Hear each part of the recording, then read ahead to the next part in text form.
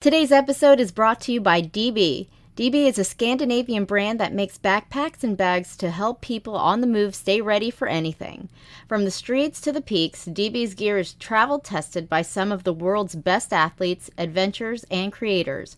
Over the past decade, DB has designed and developed, released, and refined the best bags in the market. With DB's patented hookup system, you are able to attach smaller products to your backpack, roller, or tote. I know as someone who has kids, there's nothing more stressful than having multiple bags flopping around in the airport. So we are teaming up with DB to exclusively offer our listeners 10% off your next purchase by using the code POD10 or going to the link in our show notes. DB, it's time to move on and time to get going.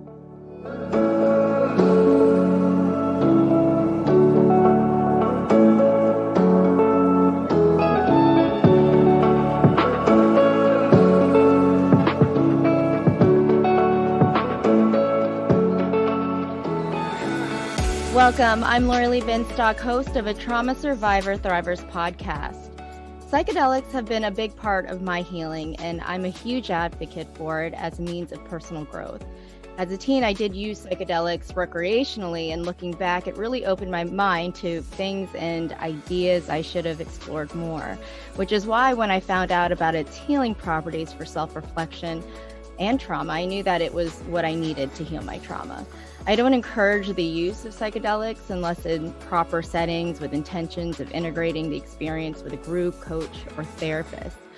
My guest today, Doug Cartwright, author of Holyshit, We Are Alive, which explores Doug's life as a 20-something ex-Mormon and ex-millionaire who lived an unfulfilled existence until he found purpose through psychedelic healing.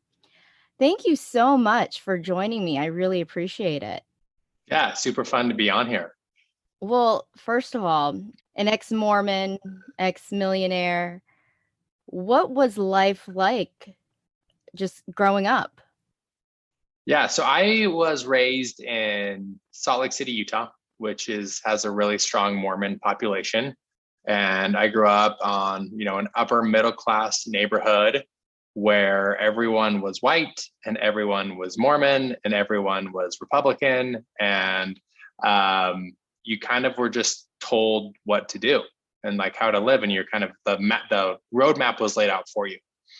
And I had a really great childhood. I had amazing friends and strong community, but there was like no diversity.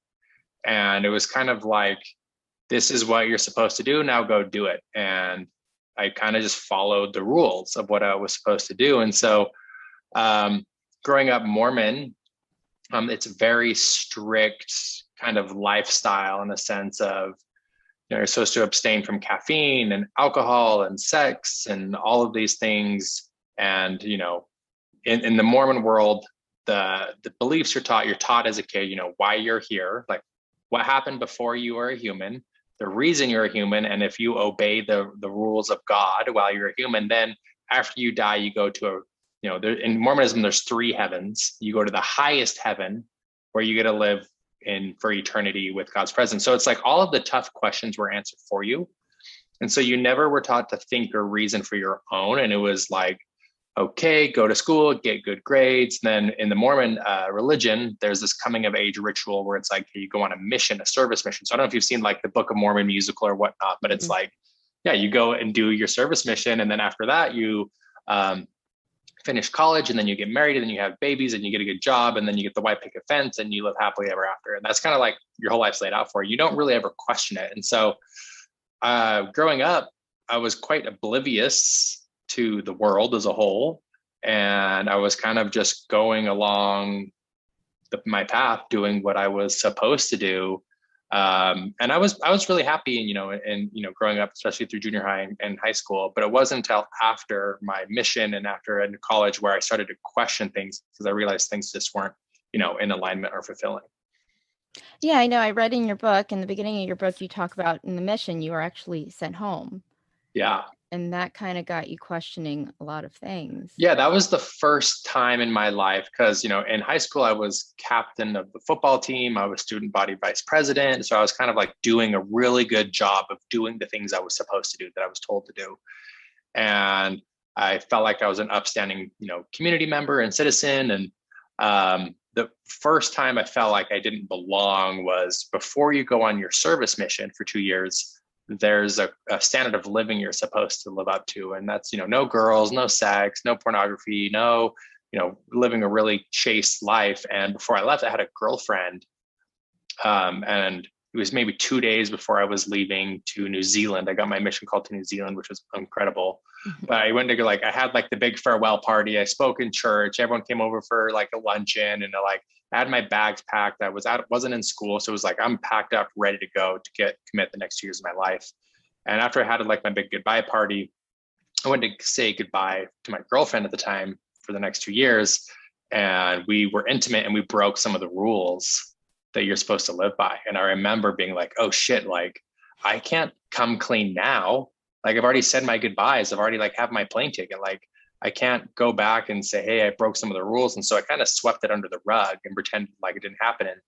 And then 9 months into my mission, the guilt and the shame of, being unworthy in God's eyes just continue to build and build and build until finally I confessed. And when I confessed, when I was in New Zealand, I was 9 months into my mission, they actually sent me home.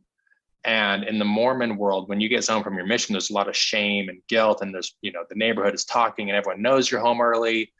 And that was the first time in my life where it was like, oh, maybe I'm not this incredible stand-up citizen in my community. And that was the first time I felt like I was like an outcast. And so that was really a really big turning point in my life, because it was like, oh, wait, do I really belong here? Because I don't feel that way. Mm. You also talked about then you got into a job that you were really good at. Yeah. Extremely successful, made a lot of money. Still, did the community come back and say, oh, at least he's making the money and doing the right things now? Well, that was the idea. So, right when I get home from my mission, within a year or two, I find this opportunity, a sales job with uncapped commissions. And I remember being like 19, 20 years old at the time, thinking like, wait, I can get paid on production versus my time. And that was also a really big turning point, because it was like, oh, wow, if I just go work harder than everyone else and figure out this skill set, I can make a ton of money. And I wasn't consciously thinking about this, but subconsciously my thought pattern was, oh, if I go make a bunch of money, I know society rewards that and looks up upon that. So maybe that's how I can earn my trust and respect back with my community. If I can go make a ton of money and prove to all these people because I felt so embarrassed and sound for my mission and outcast, maybe I can earn my way back in. So, and around the same time, my dad got diagnosed with cancer, and dealing with that was really intense. And about a year after he got diagnosed, he ended up passing away from colon cancer.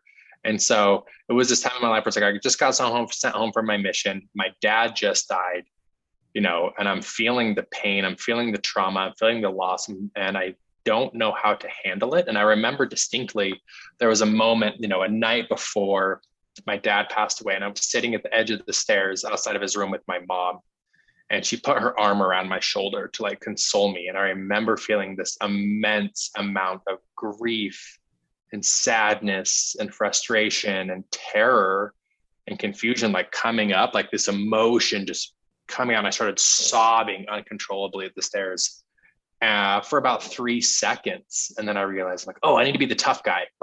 As men, we're supposed to be strong and tough and not show our emotions. So I just cut it off, and I just pushed all of this emotion back inside, and didn't really deal with the loss of my dad, because I didn't know how. I didn't know how to deal with my emotion.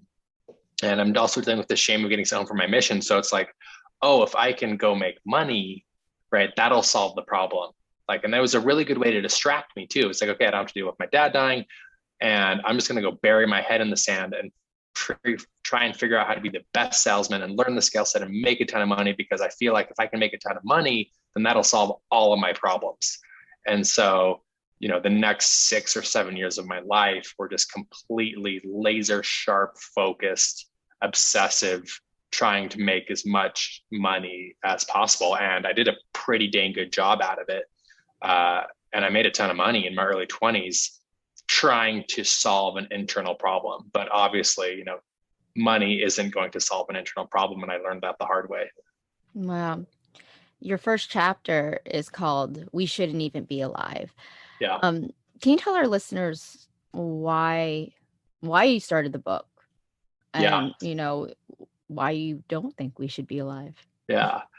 So what happened after that, kind of going along in a timeline here is I've reached this pinnacle where I call it in my book the success void, right? So I'm at this point in my life where I wasn't making like crazy. I wasn't like making hundreds of millions of dollars, but I was making, small, I've made, by the time I was 27, I'd made like $3 million. By the time I was 24, I was a millionaire.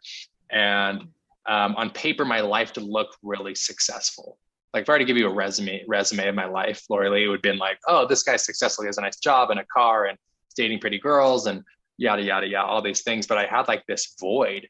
And so at 27, I decided like, I'm going to start looking in different directions. And so we'll loop back through this, but to answer your question on We Shouldn't Be Alive, I had a psychedelic experience when I was 27, my first one, and it just blew the doors off of everything. Like my entire life literally changed in one day. And still to this day, my life has never been the same.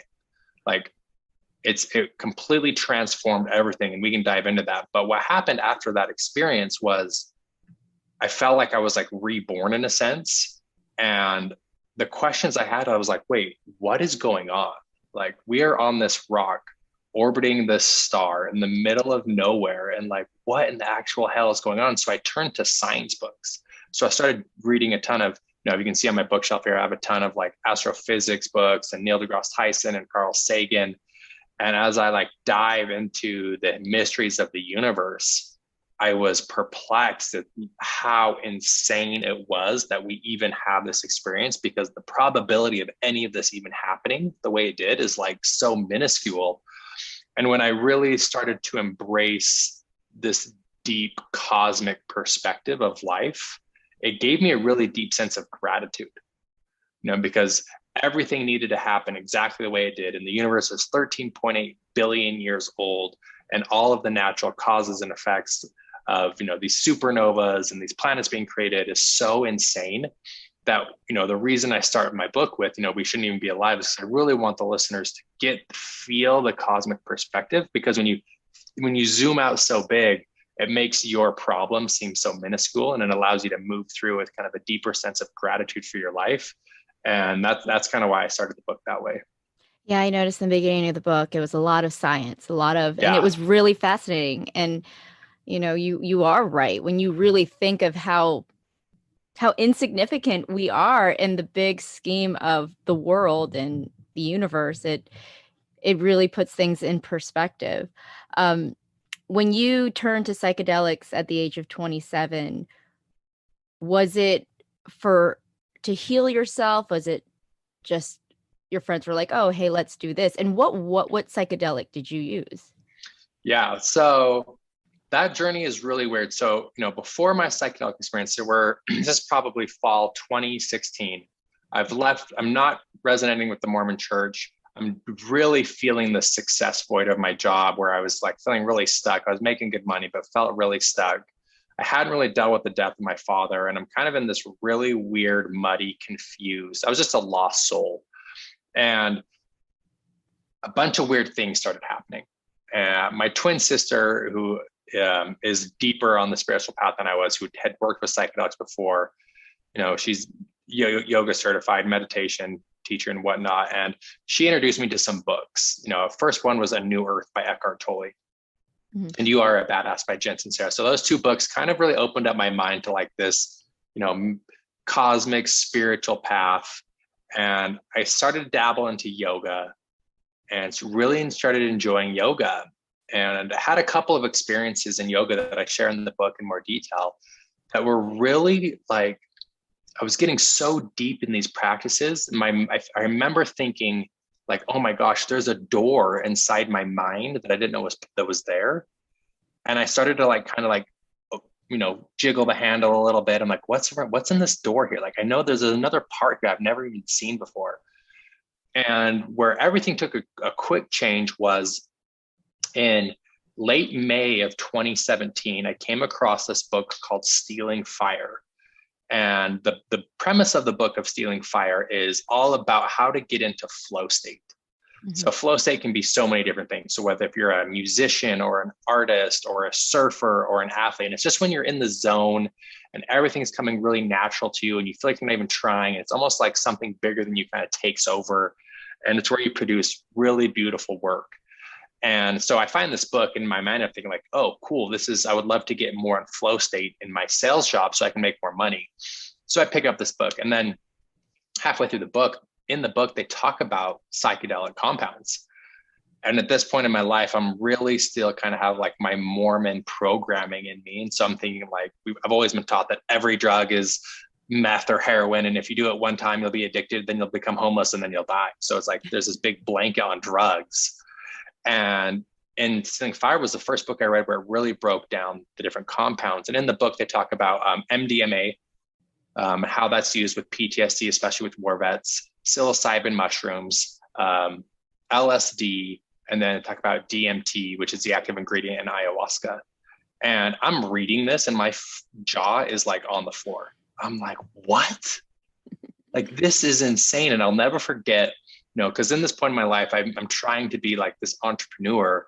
And there's a quote from Steve Jobs where he says, doing LSD was one of the most profound experiences of my entire life. And I'm like, here is the ultimate entrepreneur, like someone who literally changed the way we live as humans. With the technology he brought to the world, he's looked upon, like he's inspiring, he's helped thousands and thousands of people. Like, and here he is talking about the positive effects of psychedelic compounds. And I remember thinking like, there's something here. Like there's something going on here. And I remember feeling it like deep in my core, like this pull to this medicine space. And per the universe, 2 weeks later, I'm at a party, and I've never been offered hard drugs other than marijuana in my life, or psychedelic compounds. And I'm at this cabin party, and my buddy's like, "Hey, Doug, I haven't seen you in a while. It's a friend I hadn't connected. He's like, I have some MDMA here." And I'm like, no shit. Like, I literally like. It's the universe. Yeah, literally was the universe. I'm like, I literally just read about this. And I remember feeling like I have to try this.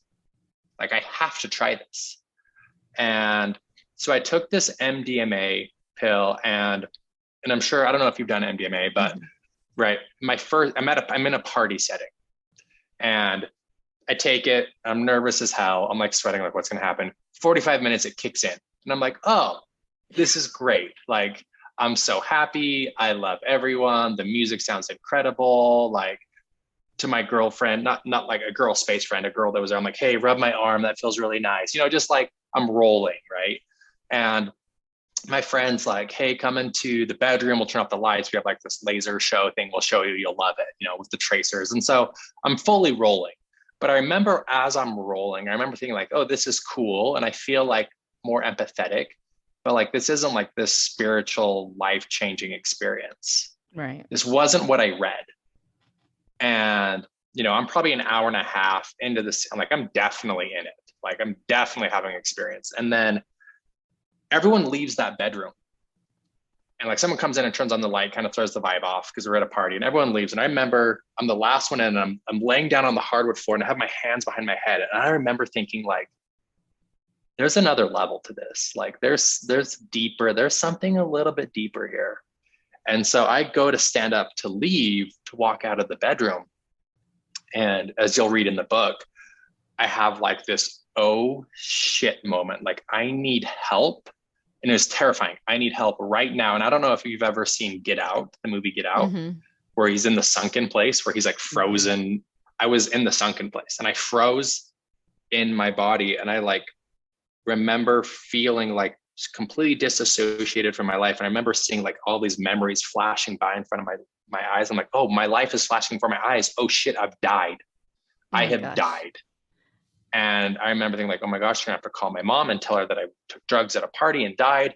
And it was like it was the worst. I don't know how long it was, maybe a couple of seconds, maybe a minute, I don't know, but it was terrifying. And then all of a sudden it was like, whoom. And I was like back in my body, and there was like this wow, wow ringing in my ears. And I remember looking at my hands, and they looked really different. I remember being like, what is going on? And I opened up the bedroom door to go in like the main kitchen area of the party. And there's no way I can describe it. There's no words, but the best English human words I can use was I got through the veil and I was in another dimension, like the spirit world, like Wow. and it's so, I wasn't hallucinating. It wasn't like I had my eyes closed and I was hallucinating. I was literally seeing the dimension on top of this dimension. And it was like, everything was in super high def. Like it's the amount of sharpness and detail. And I could see geometric patterns in the air, like energy floating through the air. And I could look, and by the way, at this point in my life, I had done 0 studies in Eastern philosophy. And I'm looking at people and I can see like this light, these balls of light system going up through them. And like this breath of like, it was an aura, obviously. I didn't know what the word was for, but I could see people's like auras breathing, and there were different colors and intensity and brightness. And I just knew everything about people when I saw them with no judgment. And so like, for example, I saw one of my good friends there, and I could see how hard his divorce had been on it. And I was like, oh, but it's interesting because it wasn't empathetic. It was like, his divorce has been hard, period. But what's interesting, because MDMA is an empathetic drug, because normally it's like, oh my gosh, I'm so sorry your divorce is hard, but I didn't feel that. And then I go outside onto the patio for this beautiful cabin, and I see the earth's soul breathing. And I'm like, oh, Mother Earth, it's an actual living entity. Like it's a thing. I'm like, oh my gosh, I never got that. Like, how do I not get it? And so I'm just piercing like the depth of reality. And then all of a sudden I'm back inside, and this beam of light socks me on the top of the head. And it's the love of the creator. And at this point in my life, I wasn't sure if there was a God or whatnot. And I feel the immense love of the creator. And I remember feeling, I knew I didn't have to earn it. It wasn't like, hey, let me look at your checklist of your life and what you've done. And if you've done enough, then I'll give you my love. It was not, that was like, it doesn't matter what you've done. If you've done the most terrible, ruthless things in the world, you still have access to my infinite love. And I remember feeling like, oh my gosh, I am the most beloved, beautiful creation in the history of the universe ever. And I embodied that and I felt it. And then I looked up and saw everyone else at the party. And I remember like, oh my gosh, everyone else is also the most beloved, beautiful creation. And I remember thinking initially was like, wait, this is what happens when you take MDMA. How come no one talks about this other dimension? Like, is this like a secret in the like psychedelic space? And then I started to realize as I was in that experience, I'm like, oh, I'm having a different experience than everyone else. Like I'm at a whole nother level than everyone else. And so I leave the party to go upstairs into a bedroom, kind of lock myself in a bedroom. And then I start to hallucinate. And in that experience, and I'm not saying any of this is capital T truth, and I know the way. This is just how I perceive my experience, which is very personalized for me. And then I saw what I believe to be, what happens before we come to Earth, why we're on Earth, and what happens when we die, and how there's like this eternal progression of our soul. And it was really interesting was at this point, I was at this point in my life, I was kind of like a douchey sales bro. That's just who I was before. And I always thought that reincarnation was like the hippies thought that when you die, your body will be in the ground and then you become a flower. Like that's what I thought reincarnation was. And then I see in this experience that you actually get multiple human lives. And I never comprehended that before. And, I'll wrap up the story, and I go a lot deeper in the book. But after that experience, I was like, eventually I come grounded back to reality. And I remember thinking like, what in the actual hell is true?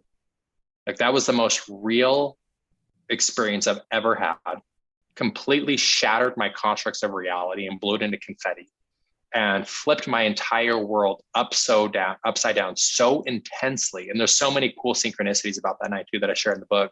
But to get to the point, that experience was so profound, so unreal. And to this day, I've told a lot of people about this experience with MDMA, even including Rick Doblin, who's, the founder of MAPS, Mm-hmm. I've told him the story, and he's like, I've never heard of anyone having an experience like that on MDMA. And I'm like, yeah, I have no clue why it was so intense. But because that experience was so intense, it left me so curious about the psychedelic space that I went down this journey where eventually I ended up working with psilocybin and more powerful for me. I've worked with, the most powerful medicine for me is working with ayahuasca. And that's where I really dove into my trauma and healing, my trauma, and which is really, been the biggest gift in my life so far. Wow. So the ayahuasca experience. So I actually used MDMA for twice to heal my PTSD. I'm a Mm, childhood sexual abuse survivor, mhm, and um that was very eye-opening for me. I felt like it showed me what I needed to see at that moment. And mhm. it showed me some of the things that I was just grappling with. And I think that's probably what happened for you. I mean, Yeah, your your world was somewhat small, just given what you were told as a child, right? And growing up, right. and the MDMA needed to show you that this was your world. Yeah, Um, I have this piece of art I'm going to show you real quick that yeah. reminds me of my June 10th night of like that MDMA night. And it's like, that's what happened. Yeah. That's what happened to my brain. And it's like, wow, I was so thinking small, and then literally overnight doing MDMA, that happened. That's what I feel That like happened to my mind. yeah, that needed to happen. And did you try the other psychedelics with groups or in a different setting, not Yeah. necessarily at a party? I've done probably in my life 25 psychedelic experiences. So not that much, maybe more, no, more than that. I would say maybe 35 psychedelic experiences. I've Mm. only done psychedelics in a recreational setting twice. Okay. And so and it was hard though, is because like I went from that experience at the cabin, first time ever, to my next experience being 6 grams of mushrooms with a blindfold on.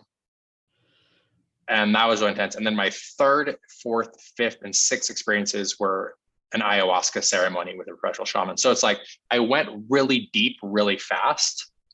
And so because of that, and I'm grateful for it, but because of that, it's like almost like my brain has new tracks, new neural pathways. So if I Mm-hmm. take even a little bit of psilocybin or a little bit of any type of mind altering substance, I go really deep, really quick. So I've tried to take like a little bit of mushrooms at a party or at an experience, but because I go so deep, so quick, I can't enjoy the experience, because it's like, hey, we're at this concert, take a little mushrooms. And I'm like, oh my gosh, I was sexually abused as a kid, because I'm like dealing with this. So it's like, it doesn't make it fun.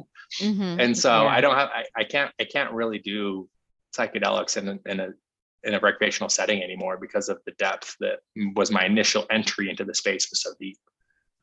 Wow. So with the ayahuasca, you were Yeah, saying, what was that experience like? man, ayahuasca there's no words for ayahuasca. It is so insane. It is so intense. My first night of ayahuasca was really difficult. It was really hard. Um, it's very ceremonial. It needs to be done with, right set, right setting, right intention, with a professional facilitator. I was so incredibly lucky to have access to the circles that I've been able to sit in. Just living where I'm living, the people I've connected with, being able to get really easy entry into that space. My second night of ayahuasca was so beautiful. I had a complete full DMT breakthrough through the matrix back to universal consciousness creation, and it like reset my whole life. And the beauty of ayahuasca is it's really, really intense. It's not for everyone.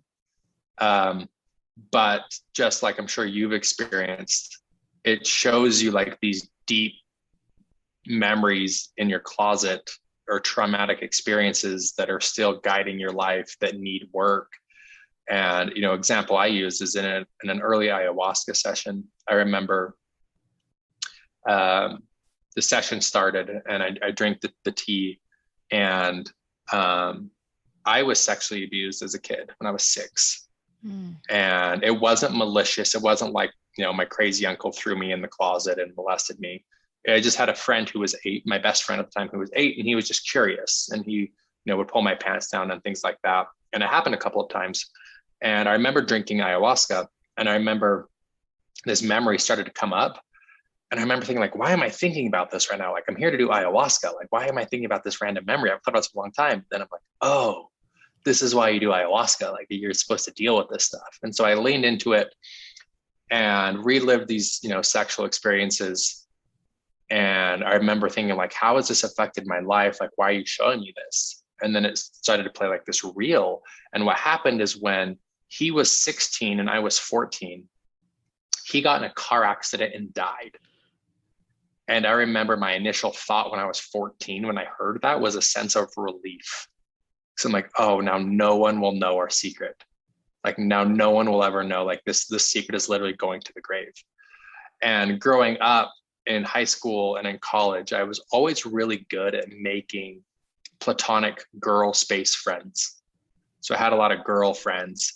And I had my guy friends, of course, too, but they'd always kind of tease me, being like, Doug, you have so many girlfriends. And I remember thinking, like, why do I have a lot of girlfriends? And my initial thought was, like, I have a twin sister. So I'm like, okay, maybe it's because when I was growing up, I was used to having like feminine energy around me, and I'm comfortable with that. And then in this ayahuasca experience, it showed me that because I was sexually abused at 6, I created a subconscious story that men aren't safe, especially my best friend.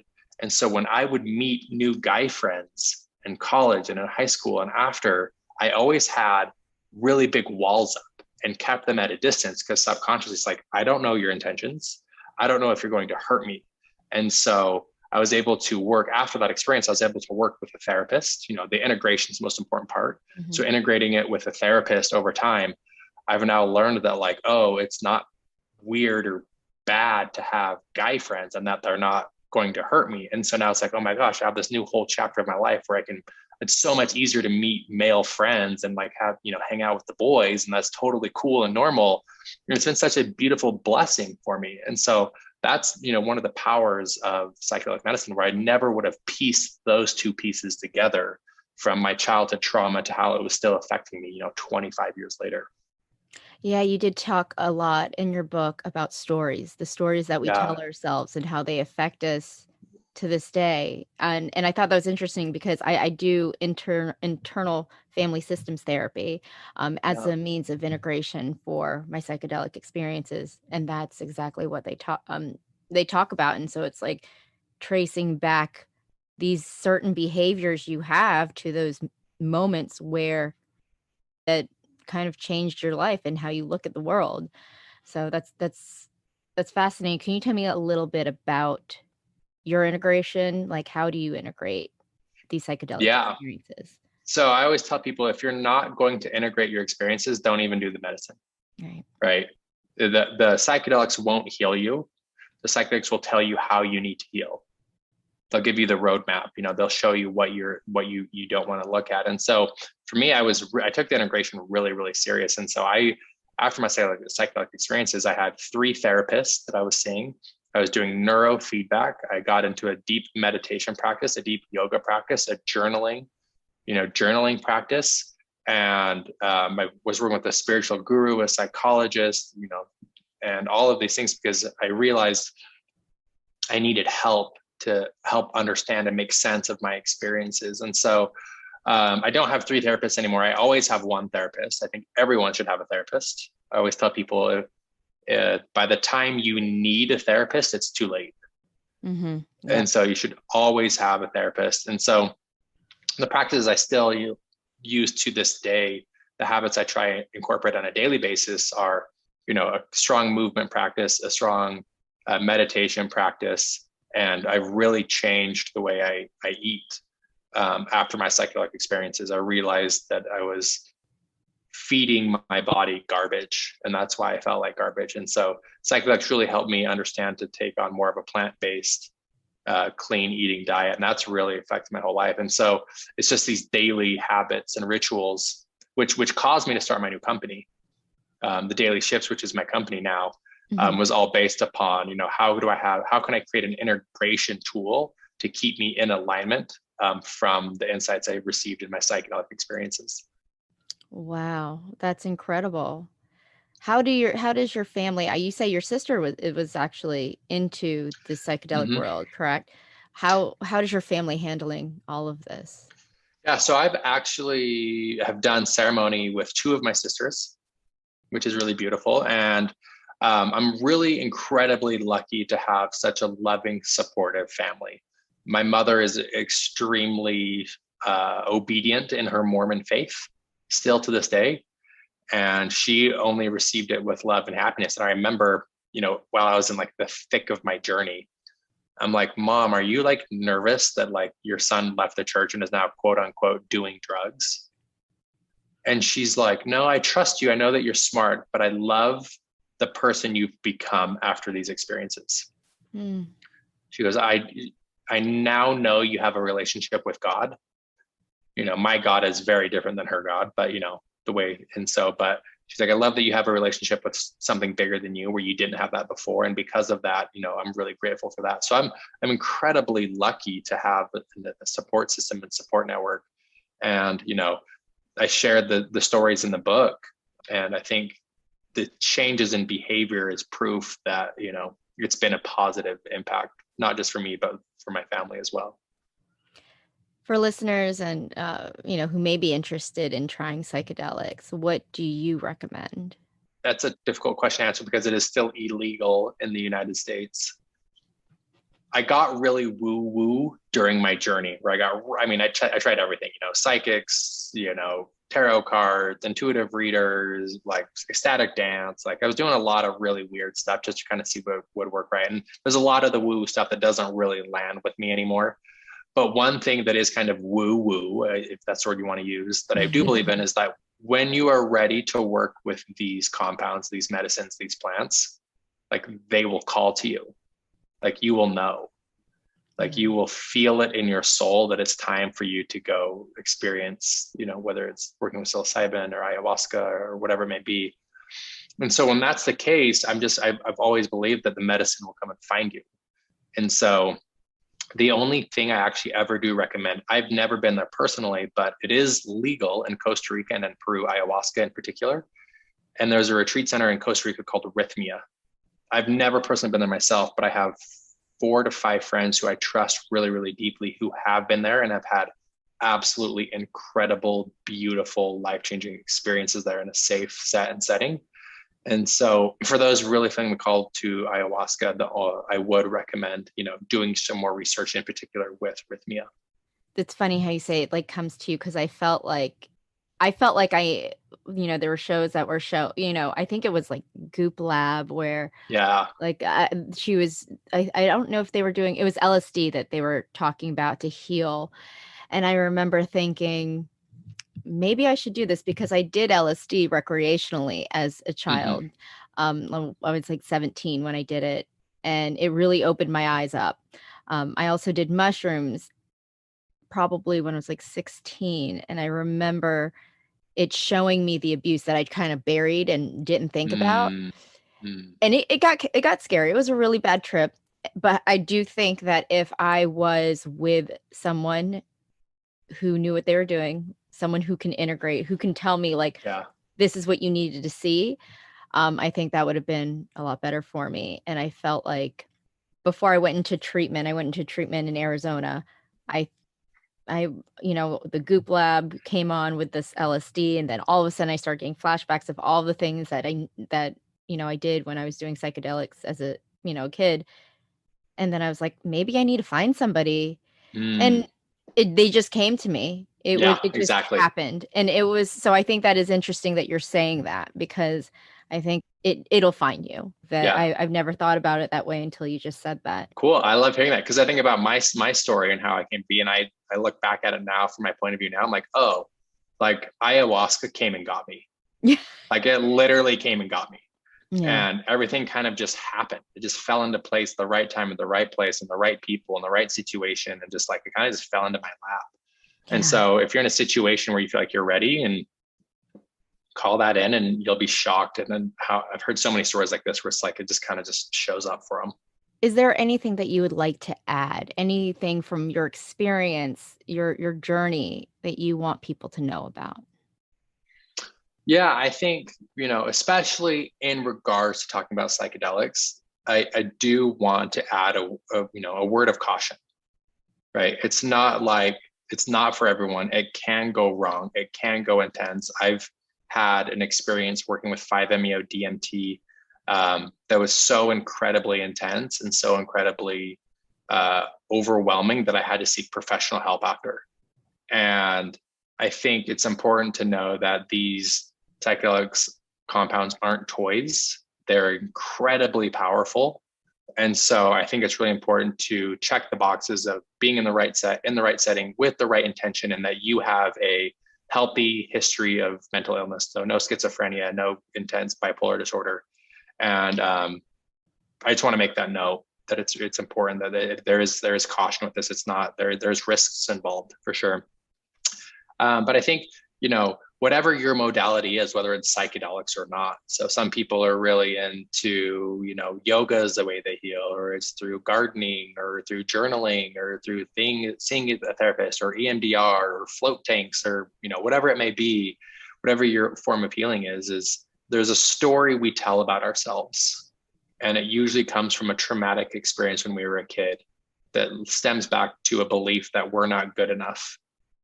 And when you can use these tools of healing tools in our lives to heal that story and change the narrative and send it in a new direction, you can break through into a new level of life, of joy and enthusiasm and excitement and love that you didn't know was possible.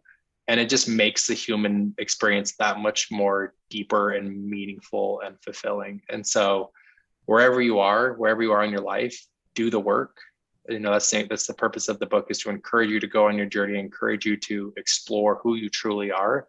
Because when you start to find those pieces of yourself, it just invites a lot of love and happiness and connection into your life.